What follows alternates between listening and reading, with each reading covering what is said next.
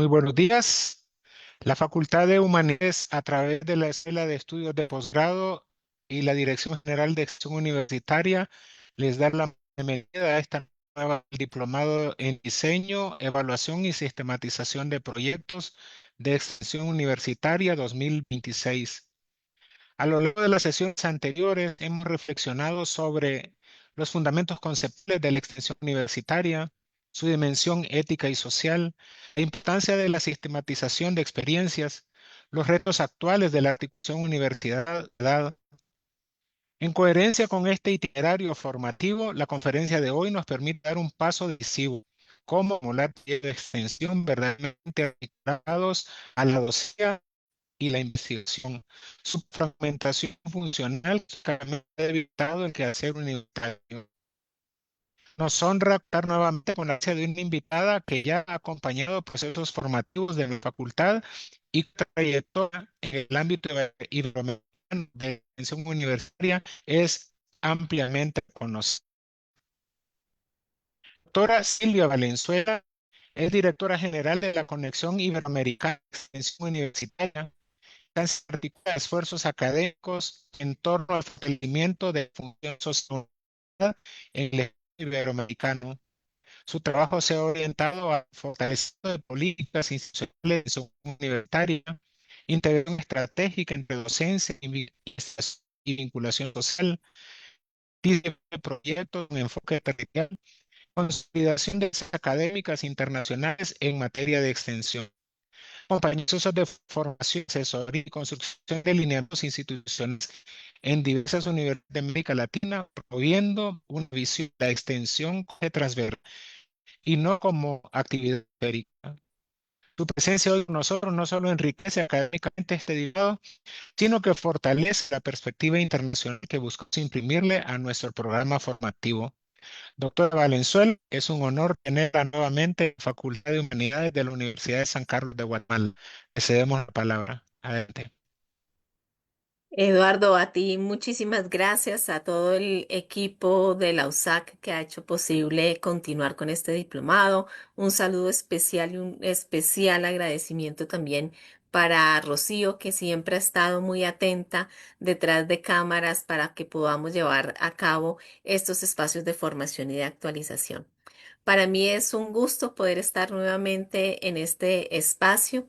Ya vamos avanzando bastante en lo que ha sido este diplomado y la idea de hoy entonces es poder compartir con ustedes un poco en relación a los proyectos de extensión, los proyectos de vinculación y esa articulación del ejercicio de extensión a las otras funciones universitarias. Entonces voy a compartirles por aquí mi pantalla. Permítanme un momento para que puedan ver. Perfecto. Ay, perdón, para que puedan ver la presentación. Ok, bueno. Como les decía, la intención de hoy es que hablemos en torno a este ejercicio de los proyectos de extensión y al respecto de eso hay mucho que decir. Pero también es importante tener en cuenta que no todos han estado presentes a lo largo de las sesiones que se han organizado en este diplomado. Entonces, en aras a eso, unas pequeñas precisiones. La idea es que esta sesión, esta charla, pueda estar dividida como en tres momentos. Esas precisiones a las cuales les hacía alusión ahorita para poder tener claridad, en especial quienes se vienen sumando recién a este diplomado. Y a continuación, ya concentrarnos en lo que son los proyectos de extensión o vinculación, cerrando con algunas pocas recomendaciones en la materia. Entonces, en relación a lo primero, y ustedes que ya me conocen saben que suelo iniciar haciendo precisiones o recordando elementos importantes alusivos al ejercicio o a la función de extensión universitaria. Y lo primero de ello es justamente esa denominación, entender o recordar que en América Latina cada uno de nuestros países, acorde a su contexto, a sus necesidades y a su historia, ha denominado diferente a esta función o pilar universitaria. Tenemos países que nos están hablando de vinculación con la colectividad, vinculación con el medio, vinculación con la sociedad. Tenemos otros que nos hablan de proyección social, unos muy poquitos que nos hablan de interacción. Ustedes ven acá que tenemos especialmente a Bolivia, aunque en el caso de Colombia tenemos unas muy poquiticas universidades, literalmente contadas con los dedos de la mano, pero que también nos hablan de interacción. Y el resto de países que hablamos de extensión universitaria. Perdón. Lo segundo es recordar qué es la extensión, ¿cierto? ¿A qué nos estamos refiriendo cuando hablamos de extensión? Y eso siempre lo insisto porque pese a que en teoría hemos tenido, sé que en el contexto latinoamericano, en el contexto centroamericano, todavía tenemos algunas dificultades en la concepción de la función sustantiva y tenemos creencias erróneas. Entonces, importantísimo entender que la extensión universitaria es un proceso bidireccional o multidireccional. Es un proceso que nos genera conocimiento, es un proceso o una función vinculante, obligatoria de nuestras instituciones de educación superior, que se desarrolla, se planea, se evalúa a la luz del contexto. No es exactamente igual para Guatemala que para Colombia o para Chile que para México. El contexto nos define en gran parte ese ejercicio de extensión. Se hace con las comunidades, no para las comunidades. Se hace pensando en el complemento o en ese sello humano que deben imprimir nuestras instituciones de educación superior con el trabajo de formación. Y se hace pensando en un aporte a cierre de brechas, no en solucionar problemas de los entornos porque no nos corresponde. No, no somos el ente responsable de hacerlo, pero sí desde la extensión cerramos brechas. En esa medida, la extensión universitaria tiene una serie de principios, como la integralidad, la pertinencia, la autonomía, el compromiso, la autogestión, que es tan importante para hacer realidad nuestro trabajo, el servicio, la sostenibilidad o la sustentabilidad también, la interdisciplinariedad, que es fundamental, y la corresponsabilidad. Y a la luz de eso, entonces, cada una de nuestras universidades, de nuestras instituciones de educación superior y de los mismos países, entendemos y concebimos el ejercicio de extensión de una forma diferente. Algunos lo vemos como un compromiso o como promoción de la integración para el desarrollo. Lo vemos como una herramienta reglamentada, como una capacidad de respuesta de nuestra institución frente a lo que está pasando en el entorno, como un diálogo de saberes, como un elemento transformador, perdón, como un sistema de comunicación o un proceso que nos permite enseñar y aprender a la vez. También lo vemos en otras ocasiones o en otras universidades como un proceso de interacción e integración, como una estrategia formativa articuladora, como servicio, corresponsabilidad, como un instrumento de vinculación con aquellos sectores que más nos necesitan. Y teniendo eso claro, entonces pasar a mencionar algunos referentes que se refieren a este ejercicio o que son bastante conocidos y consultados en la materia. El primero de ellos, que quizás muchos de ustedes tuvieron la oportunidad de conocer, nuestro querido amigo Jorge Orlando Castro, argentino, eh, mentor de muchos de nosotros, que siempre se refirió a este ejercicio como un proceso de diálogo, como un proceso de reflexión crítica que necesariamente debe articular y orientar el camino de lo que hacemos al interior de la universidad. Un poco parte de lo que vamos a hablar hoy en esa articulación de los proyectos. Tenemos también a Gil Ramón González, cubano, que en la misma línea nos hace una invitación interesante y es a comprender y a que no se nos olvide que la extensión o la vinculación no solamente se hace de puertas hacia afuera, sino también al interior de nuestra institución. Tenemos a Carlos Turnerman, también muy conocido para muchos, fue incluso embajador y ministro, que nos habla un poco de una extensión en la vía del diálogo, de la comunicación, del encuentro, de la construcción colectiva de alternativas a partir de esa escucha. Tenemos a Cecilia Scorza de Uruguay, justamente que nos dice que la extensión no se hace para la comunidad, como les mencionaba hace un minuto, sino que se hace junto a ella, se hace con ella. De lo contrario, no lograremos el objetivo de la misma extensión. Por otra parte, tenemos en Argentina también a Gustavo Menéndez, que nos hace un llamado y una reflexión a entender la extensión en virtud del contexto, lo que mencionaba al inicio. Para cada uno hay elementos y situaciones diferentes que nos cambian la óptica con la que vemos el ejercicio extensionista. Tenemos a Paulo Freire, que nos habla de una extensión en la vía del diálogo y la comunicación, y una invitación a tener mucho cuidado con nuestro trabajo en territorio para no caer en invasiones culturales.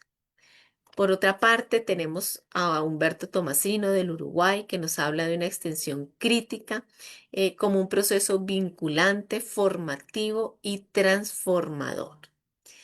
Yo suelo decirles siempre que la extensión, aparte de ser ese proceso formativo, articulador, en múltiple vía, es la cara amorosa y humanizadora de nuestras instituciones.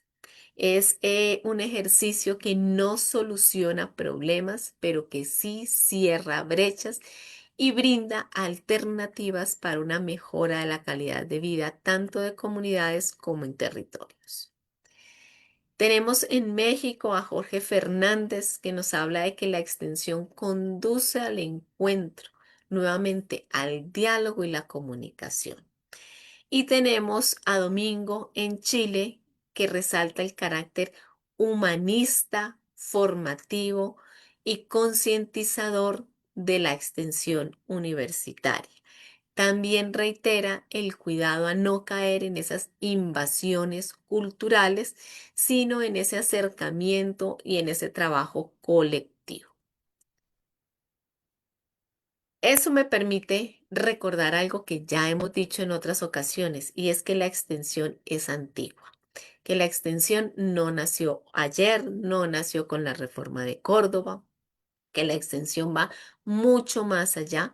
Nace en Cambridge en 1867, hito fundacional, muchos acontecimientos previos reconocidos como antecedentes y muchos de nuestros países, especialmente latinoamericanos, que han venido marcando el camino y han sido los derroteros en este ejercicio extensionista.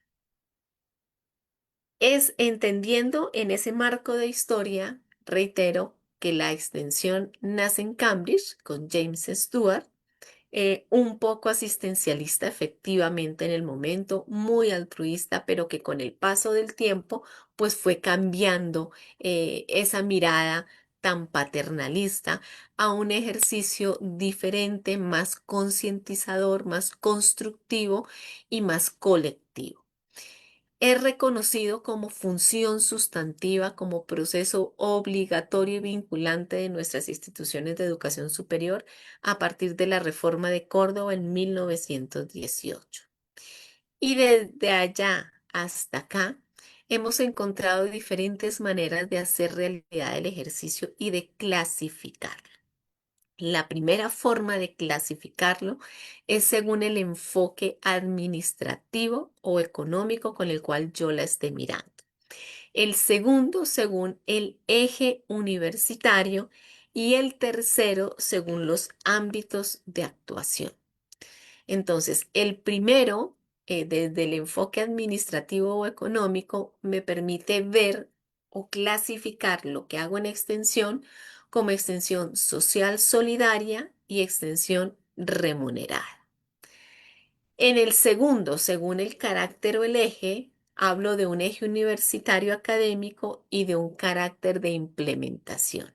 Entonces tengo una extensión formativa, una extensión con énfasis en investigación y una extensión netamente social solidaria. O también una extensión que se puede hacer remunerada y que se puede hacer social solidaria. Y en el tercero, según la tipología o el ámbito de actuación, tenemos 11 formas distintas. La extensión académica, con estas que ustedes ven acá, la extensión artístico-cultural y los servicios de extensión o la extensión social. 11 formas diferentes de hacer realidad el ejercicio extensionista, que han venido migrando desde 1867 cuando nace, casi que podríamos decir que bajo una figura o una tipología de educación continua. Y miren a hoy, en este más de siglo y medio, todo lo que hemos logrado crecer y alcanzar y construir para hacer realidad el mismo pilar universitario. Lo otro importante de mencionar en este primer aparte de generalidades tiene que ver con esas tendencias latinoamericanas o iberoamericanas que están presentes en los últimos tiempos en la materia. La primera de ellas, una tendencia de liderazgo y gestión en cuanto a feminización del ejercicio. Pese a que en 1867 nace pensada como público final, beneficiario y destinatario el género femenino, hoy en día esa moneda giró, dio la vuelta en su cara y somos las mujeres en mayoría gestoras, líderes, destinatarias también, pero en especial roles jerárquicos, administrativos y de gestión en cabeza femenina. La segunda tendencia tiene que ver con una estructura administrativa en la cual prevalece la figura de vicerrectoría de extensión universitaria, entendiéndose que en algunos países esa figura de vicerrectoría equivale a una secretaría o prorrectoría y entendiendo también que son pocas o cada vez menos las universidades que tienen direcciones, decanatos o jefaturas de extensión. Y en su mayoría, reitero, las que tienen son vicerrectorías. La tercera tendencia tiene que ver con formación y certificación de competencias, el espacio que hoy nos ha reunido a nosotros acá. Generar este tipo de escenarios para poder entender, comprender qué es la extensión y poder hacer un ejercicio mucho más pertinente y con mejores resultados y alcance. Entonces buscamos cada una de nuestras instituciones generar esos espacios para formarnos, actualizarnos y certificar competencias. Así como también la tendencia está en una internacionalización del ejercicio de la extensión bajo cualquiera de las cuatro tipologías de internacionalización: el consumo transfronterizo, el consumo en el exterior, el movimiento temporal de personas o la presencia comercial. La siguiente tendencia tiene que ver con curricularización de la extensión bajo diferentes estrategias. Publicaciones extensionistas, tenemos colecciones de libros, de cuadernillos, tenemos revistas, redes de revistas de extensión universitaria, incluso indexadas cuartil uno. Tenemos una tendencia en cuanto a políticas nacionales, los países con sus políticas nacionales de extensión o la estructura y el contenido de las políticas institucionales a nivel de extensión universitaria, que también se ha convertido en tendencia. Y hemos podido evidenciar que estos lineamientos y documentos de las universidades abarcan aproximadamente 10 capítulos con diferentes elementos necesarios y pertinentes para orientar el ejercicio. La novena tendencia tiene que ver un poco con el enfoque de desarrollo humano, así como con comprender las diferencias entre extensión y responsabilidad social, entendiendo que son absolutamente diferentes, que se complementan, pero que la una no puede em, reemplazar, digamos, a la otra.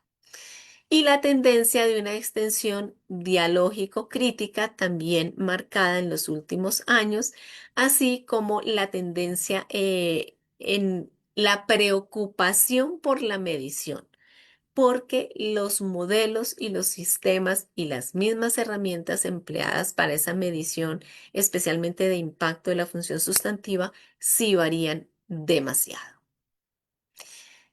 Entonces, ahora sí, teniendo un poco claro ese panorama de esas generalidades de qué es la extensión y había hecho ese recorderis, podemos pasar también a lo que son los proyectos de extensión. Y aquí me voy a permitir, con el perdón de ustedes, hacer un pequeño recuerdo también de una de las sesiones que tuvimos en algún momento.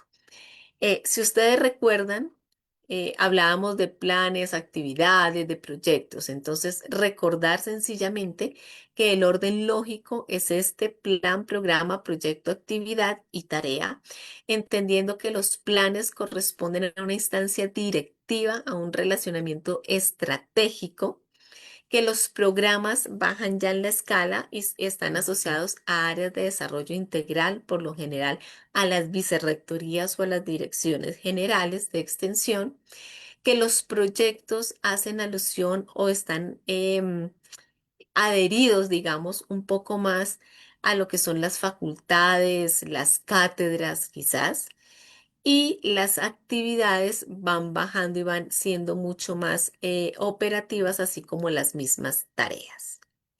Recordar que los proyectos son únicos, son irrepetibles, que están asociados al tiempo, al territorio, a las condiciones de los equipos y de las comunidades.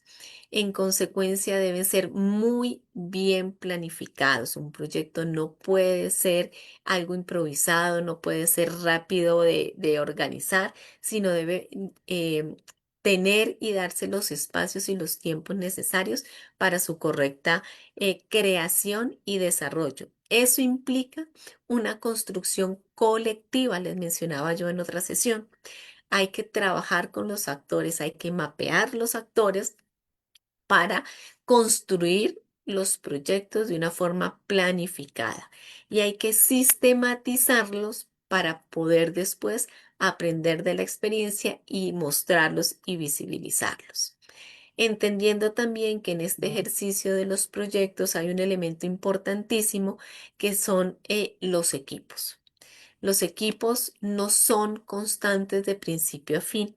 Eventualmente hay un grupo reducido que se mantiene del inicio del proyecto al final del mismo, pero durante el transcurso del proyecto, de la implementación y de la evaluación, el equipo se va rotando, se va nutriendo y los liderazgos van cambiando y se van cediendo.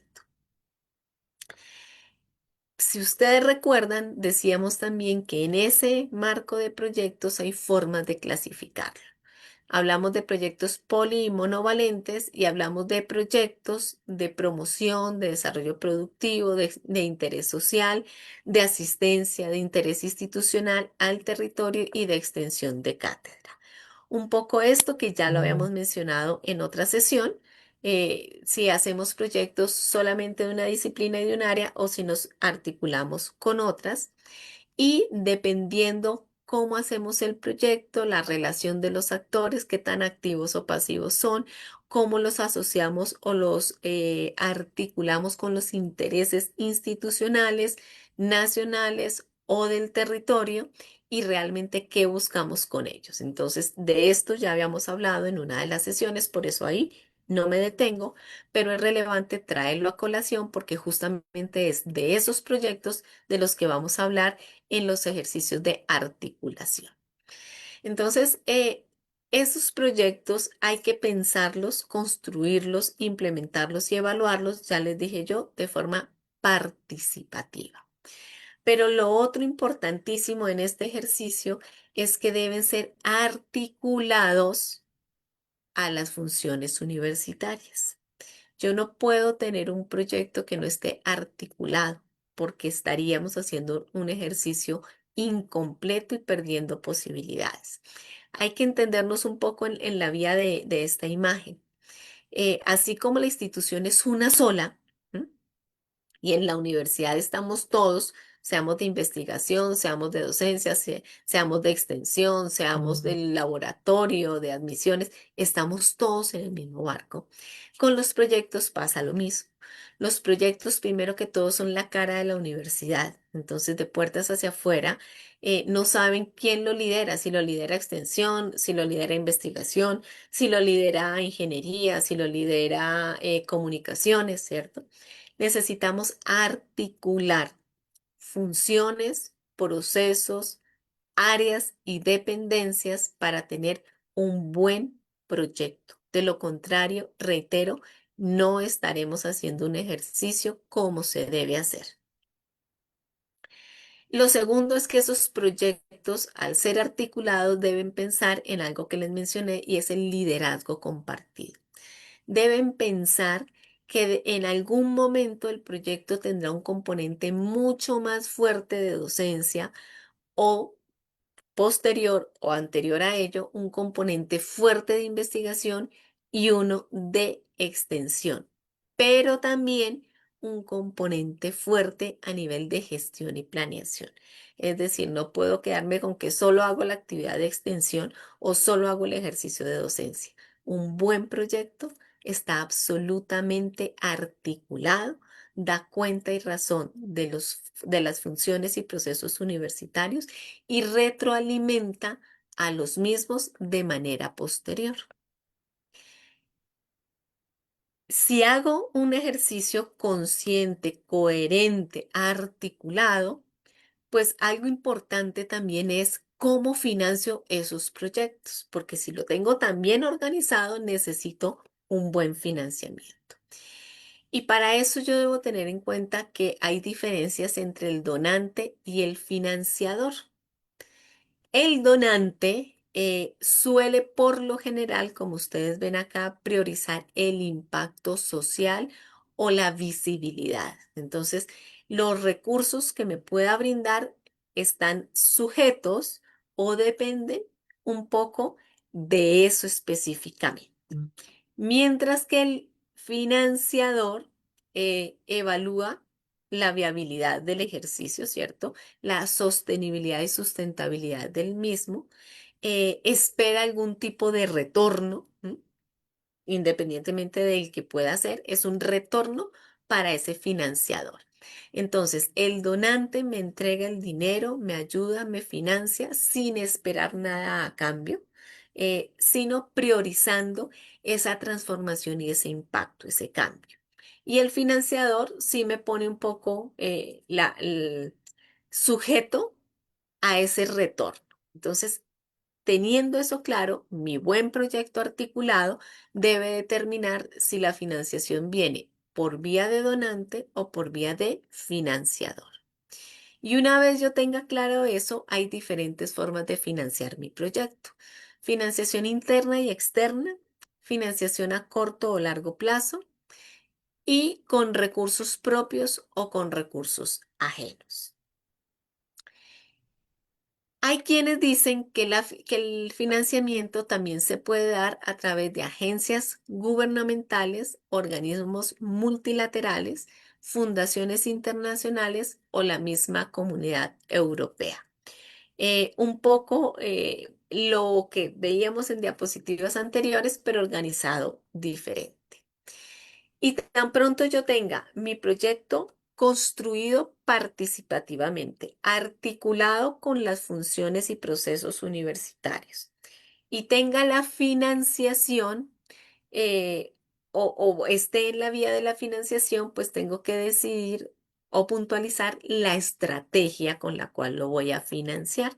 Y aquí les comparto varias estrategias de financiamiento. La primera tiene que ver con ese financiamiento interno o recursos propios de las universidades, que suele ser lo que más hacemos y en lo que nos quedamos desaprovechando las otras oportunidades para nuestros proyectos.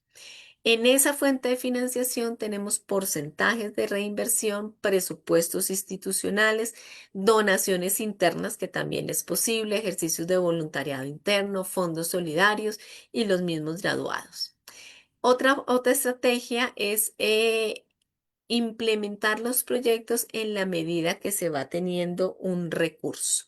Entonces se va haciendo paulatinamente con inversionistas ángel, con incubadoras de proyectos, con subvenciones, con premios y concursos que también me permiten financiar, con mercados de capitales y temas asociados a los ODS, con sistemas de regalías que se llaman diferentes en cada país por la explotación de recursos también naturales, fuentes naturales.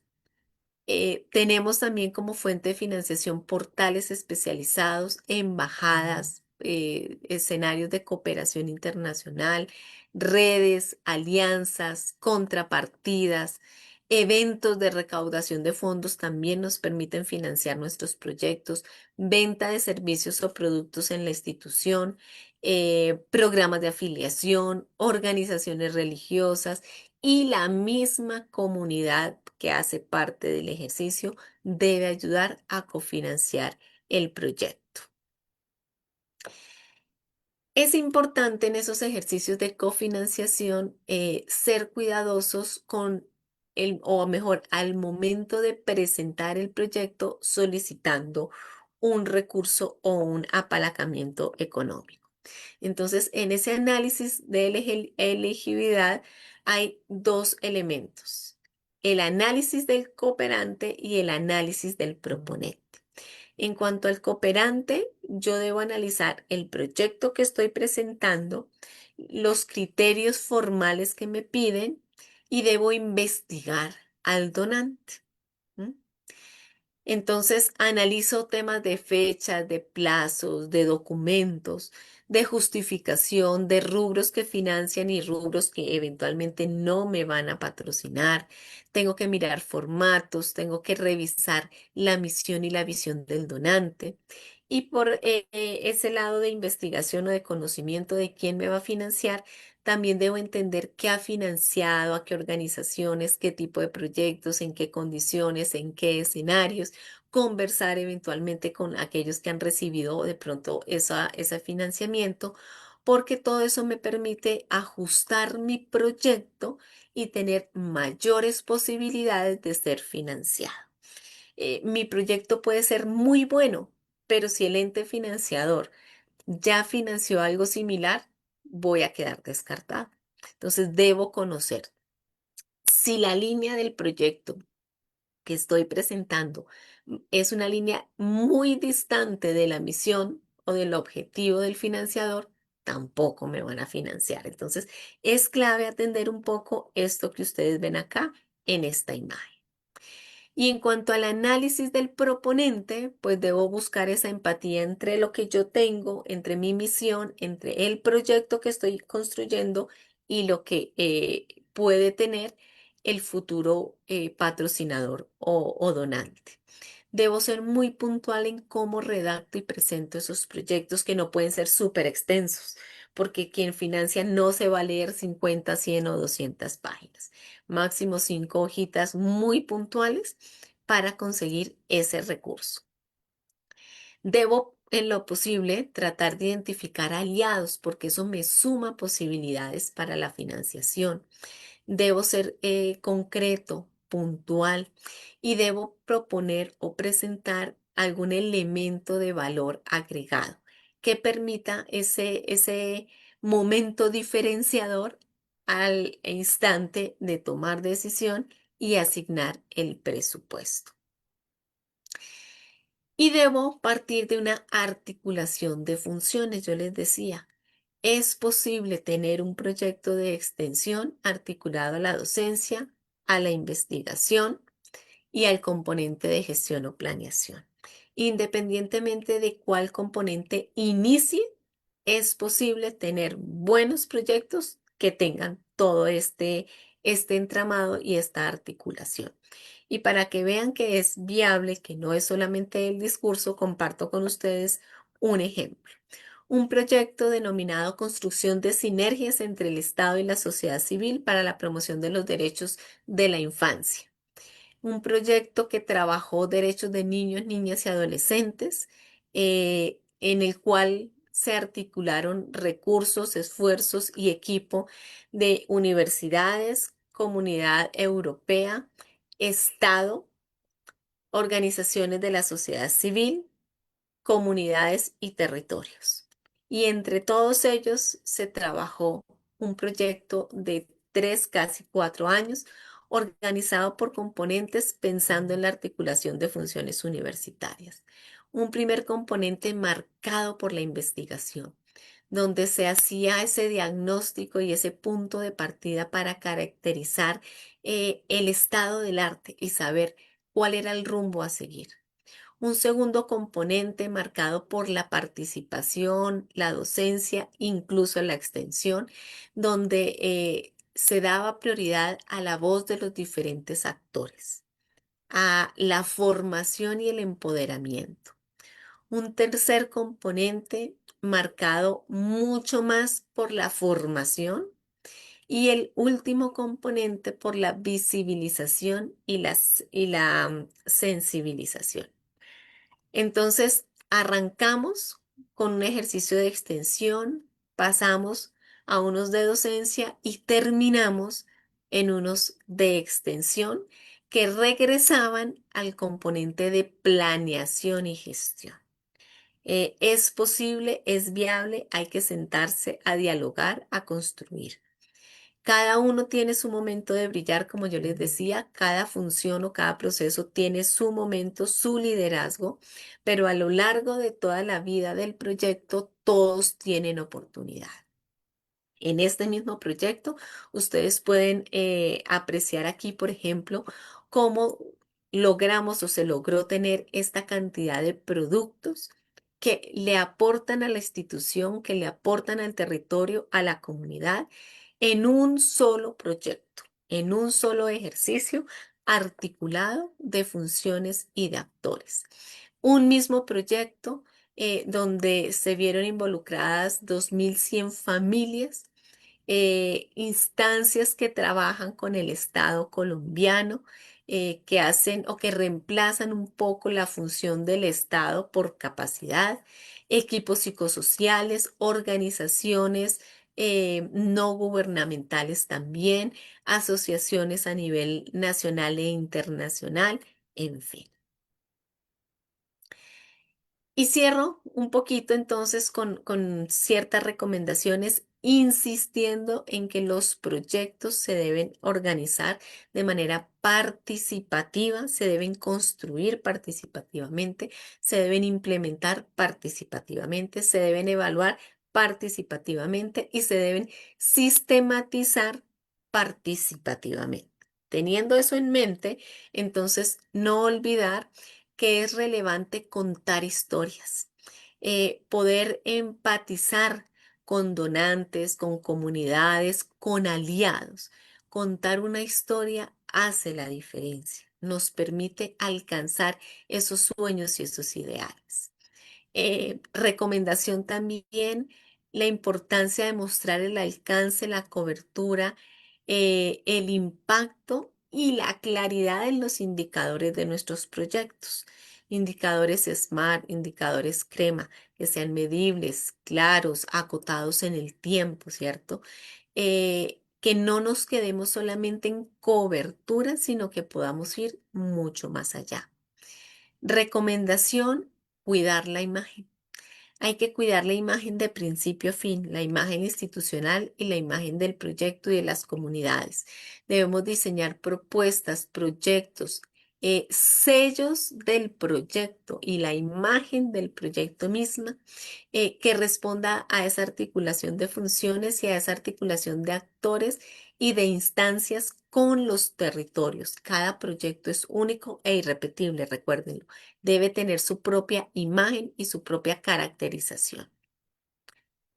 Adicionalmente, recordarles la relevancia de sistematizar nuestros proyectos y nuestras experiencias, tener soportes que nos permitan visibilizar lo que hacemos, encontrar manos aliadas, encontrar presupuesto, mejorar lo que venimos haciendo. Consolidar nuestros equipos de propuestas es importante. Tener un buen equipo que consolide la construcción del proyecto, que consolide la evaluación, la visibilización, la solicitud de presupuestos mismos es indispensable. Los proyectos implican demasiadas cosas y casi que en esta sesión pues sería imposible abarcar todo lo que va con proyectos, pero sí recordarles estos elementos que son importantes. Hacer el seguimiento a las redes sociales para financiamiento, para visibilización, para convocatorias, para premios, reconocimientos incluso. Debemos, dentro de nuestra organización y construcción del proyecto, tener presente la sistematización, la evaluación y el seguimiento a redes desde que construimos el proyecto, no esperarnos al final. Debemos tener proyectos que nos articulen las tres Is. Debemos presentar propuestas claras y coherentes a nivel de inversión, impacto e innovación.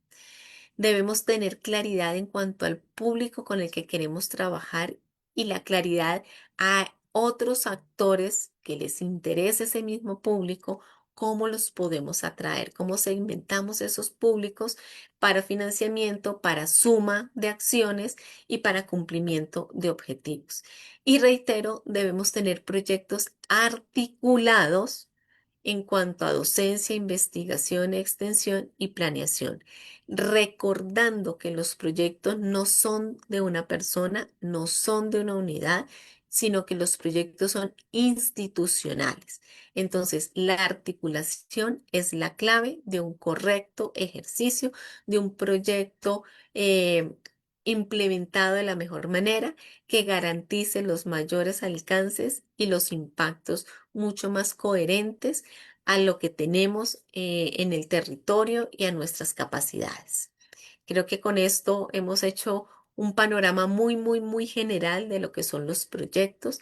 Reitero la importancia de que sean participativos, articulados. Y quedo pendiente de preguntas e inquietudes que podamos tener al respecto. Muchísimas gracias. Agradecemos profundamente a la doctora Valenciana por su exposición clara y sustantiva. Abrimos ahora un espacio para preguntas, comentarios y reflexiones por parte de los participantes del diplomado. Les invitamos a formular intervenciones breves y concretas. Maestra Rocío, bienvenida. Estimados todos, muy buenos días, cuánto gusto. Me permito enviar una felicitación porque son muchos los comentarios que nos llegan acerca del tema. Dicen que es una excelente ponencia, un tema novedoso y puntualmente nos hacen esta pregunta, que también la volvieron a repetir hoy. Si la extensión universitaria se puede realizar hacia lo interno de la institución, es decir, si puede ser dirigida para los estudiantes. Esa es una primera pregunta. Gracias. Ok, sí, efectivamente creo que esa es una pregunta bien, bien interesante, porque como les mencionaba en algún momento de la charla, estamos acostumbrados a hacer extensión de puertas hacia afuera, pero la responsabilidad de la institución es con su propia comunidad y su propio entorno en primera instancia. Muchas veces encontramos que aquellas personas que viven en territorios lejanos a la universidad, a los que eventualmente podemos estar yendo a hacer proyectos de extensión, esa comunidad y esa población trabaja o tiene algún tipo de vínculo con la universidad. Entonces, antes de irnos tan lejos, necesitamos mirarnos hacia adentro. Necesitamos formar a la comunidad universitaria en qué es y cómo se hace extensión para que cuando salgan bien lejos, lo hagan bien. Necesitamos poner en práctica el ejercicio de las 11 tipologías también al interior de la institución. Hay muchas estrategias, ojalá en otro momento podamos verlo con calma, pero hay muchas estrategias para hacer extensión hacia adentro. Podemos hacer extensión a nivel de educación continua, de voluntariado, de las mismas prácticas, de los proyectos sociales. Podemos trabajar extensión con nuestros proveedores, con nuestros estudiantes, con las familias de nuestra comunidad universitaria. Es decir, la respuesta, un sí total para hacer extensión de puertas hacia adentro, así como de puertas hacia afuera. Excelente, gracias doctora por esa excelente respuesta. También Pablo Salas Carballo nos pregunta. Felicita primeramente por la excelente presentación y consulta. La sistematización es un proceso vital para los proyectos. ¿Cuál es la forma más sencilla de hacerlo? Económica, según sus experiencias y consideración. Y para no dejarla en el tintero, nos preguntan también cómo sistematizar de conformidad a los objetivos de desarrollo sostenible. Estas dos preguntas y creo que pasamos a la conclusión de esta conferencia. Gracias. Perfecto. Bueno, en relación a la sistematización, hay algo muy importante a tener en cuenta y es que la sistematización en materia de extensión o vinculación es diferente a la sistematización en otras áreas o disciplinas. En consecuencia, la sistematización no es o no se limita a consignar información en un repositorio, a meter información en un sistema, hacer un informe, ¿sí? No es eso la sistematización. Una buena sistematización de extensión o de vinculación es un ejercicio del cual yo pueda, o mejor, con el cual yo pueda reconstruir la experiencia, mostrar y contar qué pasó, cómo se hizo, de dónde salí y a dónde llegué, pero entender por qué llegué ahí, no quedarme si cumplí, si no y a dónde llegué, sino entender ese camino que hay acá, qué tuve que hacer para llegar hasta ahí. Y en esa misma vía, una buena sistematización debe permitir visibilizar la voz de todos los actores. Entonces, no se necesitan miles de recursos, no se necesitan miles de dólares o qué sé yo, de pesos, en fin, sino se necesita equipos que permitan visibilizar la voz de todos los actores. Se necesita contar con insumos producidos durante el proyecto. Se necesita una reconstrucción ordenada y se necesita mostrar el proceso que me permita entender a dónde llegué, reconociendo aprendizajes, conclusiones y recomendaciones. El ideal es que nuestros proyectos estén alineados a los ODS.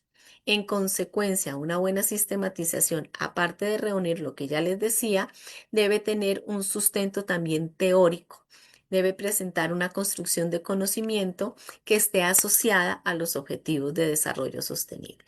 Pero la sistematización en sí permite hacer casi que un curso o un diplomado completo. Entonces, responder en 1 o 2 minutos, creo que se quedan demasiadas cosas por fuera.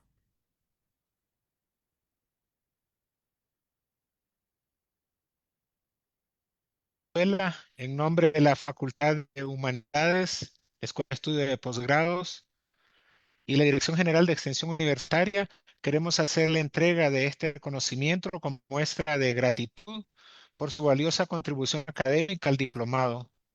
Su intervención fortalece nuestro compromiso con una universidad articulada, crítica y socialmente responsable.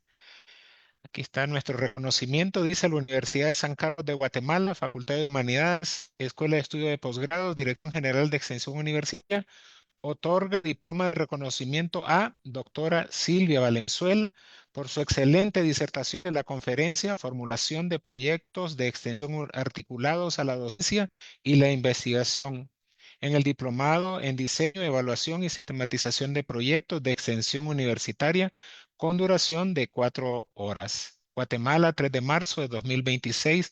Firma Wendy López Dubón, directora general de Extensión Universitaria, doctora Marieliana Cardona, directora de Escuela de Estudios de Posgrado, y el maestro Santos de Jesús Dávila, que es nuestro decano. Muchas gracias, doctora Valenzuela. Siempre es un gusto escucharla y agradecemos su generosidad al compartirnos sus conocimientos y su experiencia en el tema.